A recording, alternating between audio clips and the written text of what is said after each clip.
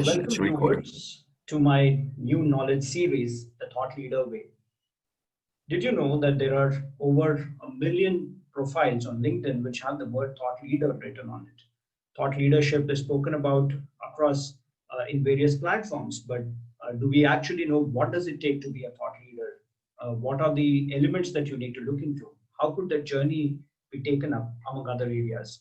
So that is what I will be aiming to cover as part of the series, where I'm bringing together thought leaders from across the world who have made a mark for themselves in various fields. Today, my guest is Arjen Van Berkum. He is the CEO of Dividos, an investment company specializing in managing small and medium-sized organizations to drive value from a joint ecosystem.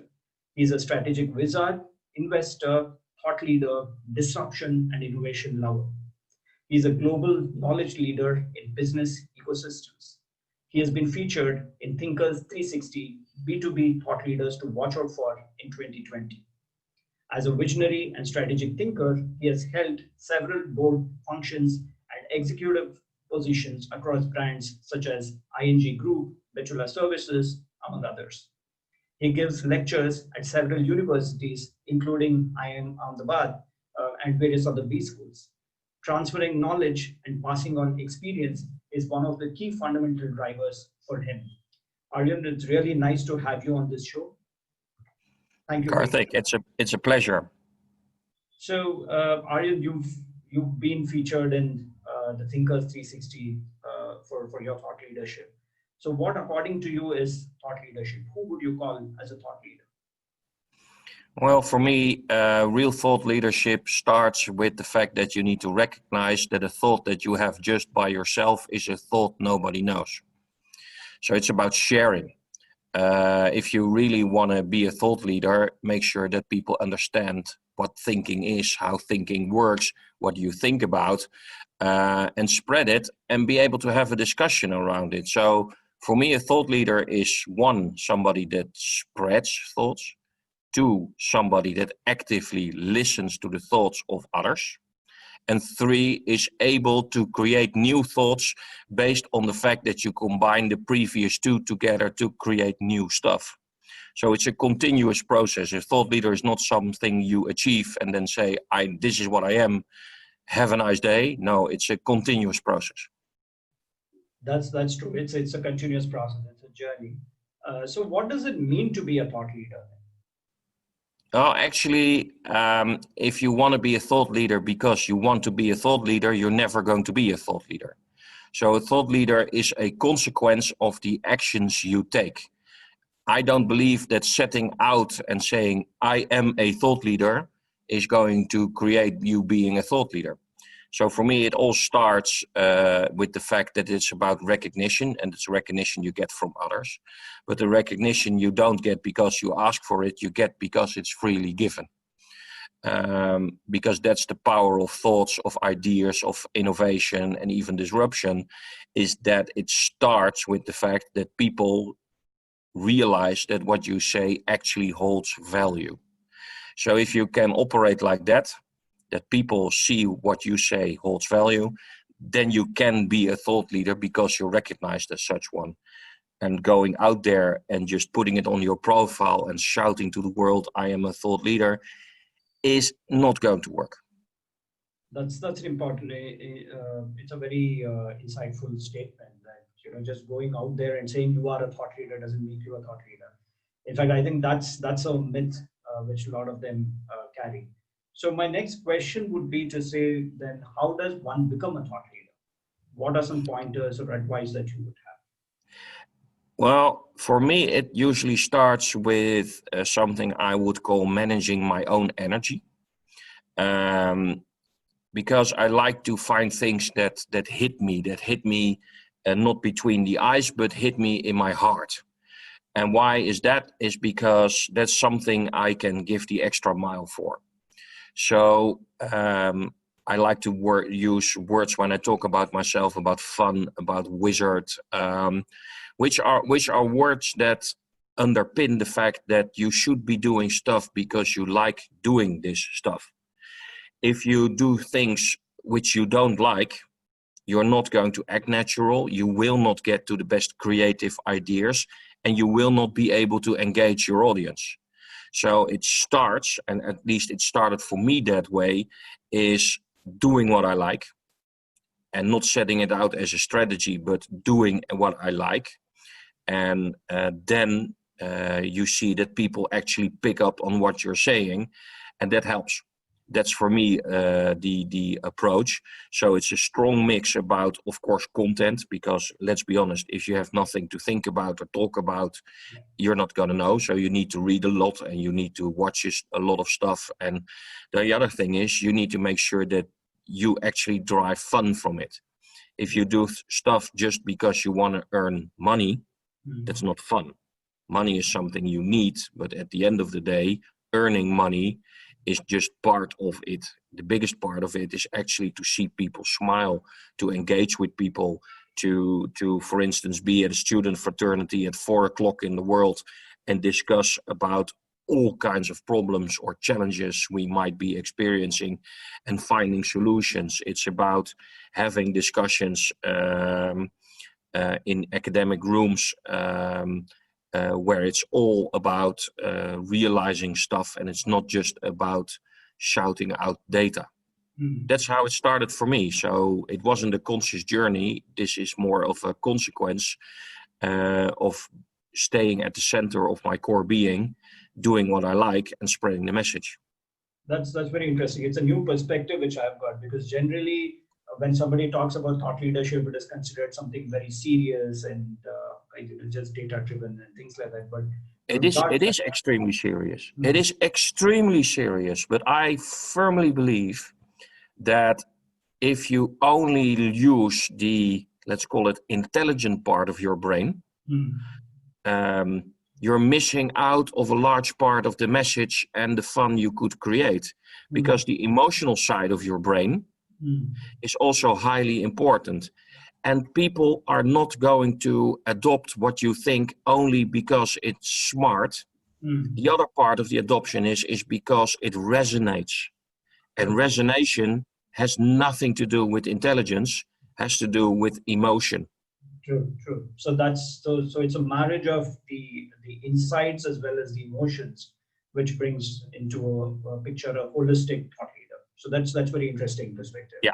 So correct. You've had a lot of achievements in your journey of becoming a thought leader and getting featured in Thinkers 360. So if you were to define what is your thought leader way, what would that be? My thought leader wing. Do you mean the items I'm the thought leader on? Yeah, it would be your style of becoming a thought leader. Okay, my journey of becoming a thought leader. Yeah, my style is sharing, giving, and not expect anything in return, but enjoy when something comes in return. Okay. Because what I've learned is actually the more you give, the more you start getting back. So for instance, I get messages from people all over the globe that say, this is cool what you said about robotics or AI or whatever, or ecosystems, and they say, this is what I think, and then they freely start sharing their ideas, which will shape my ideas. So it's kind of like a rocket. If you just have a satellite, you're not going to reach the orbit. You need to have booster rockets, you need to have fuel, and the only way to get there is not by forcing people to be your rocket fuel, but wanting your environment to be your rocket fuel. Which means that one of the key things is to be really open to any idea. So I'm if you would put it like this, I'm a firm believer of free speech. Okay. So I believe that everybody should say everything they think, which is something else than acting on it. Let's make that very clear. But in the free flow of exchange of ideas, even the most abhorrent ones, you actually can find stuff. You actually learn. And that's what probably is my style as a thought leader: listening, learning, giving, and by that receiving. That's very nicely put. Arjen, if you were to pick somebody as your role model for being a thought leader, who would that person be and why? Ooh, that's a real difficult one. Because I usually tend to split them in several groups. There are people which I think that from a business perspective Sure. are really thought leaders, because the way they approached the business, and Mhm. that's the classical names in there like Bill Gates, etc. Mhm. But if you look at it from a political point of view, Mhm. where you look at how people have created something, then for me, role models are people like Desmond Tutu, the South African bishop, or people like Martin Luther King, who really energize by being spreading ideas without using violence. That's for me a very important one. So the ability to believe that people will do the right thing if you tell them the right thing. So that's more of a moral thought leadership. The first one, the business; the second, the moral; and the third one is political leadership, which usually tends to intertwine with statesmanship. And then for me, it can be people like Winston Churchill, who are, for me, in that sense, thought leaders. If you then go to the academic world, I'm a big fan of the more celebrity style academic thought leaders, because they spend time to actually spread the message wider than just the academic cycle. Biggest example for that, for instance, from the latest decades is of course Stephen Hawking. Okay, So I tend to take something from everybody that's and create my own blend. that's very interesting. So, in your journey of being a thought leader so far, if you were to pick up, probably one project or one idea that seems to be your favorite in your journey of becoming a thought leader, what would that be? Um, then we need to go back a bit. I worked at a very large insurance company some decades ago, like 15, 20 years ago. And we decided to do away with job interviews Okay. because we saw that we had a lot of bias in hiring. Mm. So we hired predominantly male and white individuals. Mm. Whilst there was an abundant supply of female and other minorities in the labor market that could be tapped as well. And we saw that management tended to hire the same kind of people. So for me, the experiment in taking away the job interview was both an experiment in how willing people are willing to give away authority and go with the flow. And on the other hand, it was an experience in how can you manage stuff. And that's actually when for me really started in thinking on how can I work around biases. For me, it's very important that whenever somebody says it cannot be done, that's usually a very cool trigger. Or when I have something like, hey, this isn't here, let's create something. That's also something. So I like to make things actionable as much as possible. Okay.